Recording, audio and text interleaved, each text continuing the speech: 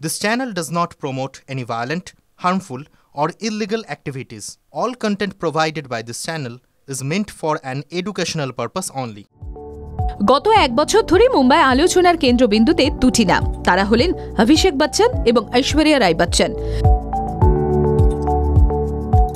তারকা জুটির বিবাহ বিচ্ছেদ নিয়ে ক্রমাগত আলোচনা বেড়েই চলেছিল, যদিও কখনোই বিচ্ছেদ প্রসঙ্গে মুখ খোলেননি তাদের কেউই।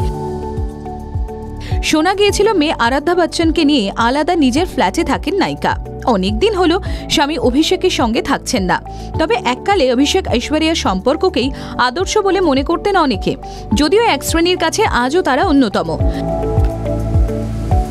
তবে প্রথম থেকেই শোনা যায় অভিষেকের মা জয়া বচ্চন খুবই কড়া ধাঁচের শাশুড়ি। প্রথমের দিকে অনেকেই ধরে নিয়েছিলেন যে শাশুড়ির সঙ্গে বনিবানা না হওয়ার কারণেই হয়তো বিচ্ছেদ হচ্ছে তারকা জুটির। কিন্তু জানেন কি, এককালে জয়ার মতোই হতে চেয়েছিলেন ঐশ্বরিয়া। নায়িকা এক সাক্ষাৎকারে জানিয়েছিলেন তার জীবনে অনুপ্রেরণা হেমা মালিনী এবং তার শাশুড়ি মা জয়া বচ্চন। তিনি জানান যে এতদিন পর্যন্ত তিনি যে ধরনের চরিত্র পেয়েছেন তাতে তিনি খুশি, তবে কোনো চরিত্র পাওয়ার জন্য যা খুশি তাই করতে পারবেন না। ভবিষ্যতে কাজ না পেলেও যে তার খুব একটা কোনো সমস্যা হবে না। ঐশ্বরিয়া বলেন, কোনো একটা চরিত্র অভিনয়ের জন্য আমার শ্বশুরবাড়ির সদস্য এবং স্বামী ও মেয়ে লজ্জিত হন, তাহলে আমি তেমন কাজ করতে চাই না। তবে কি নিজের কথার খেলাপ করেছিলেন নায়িকা?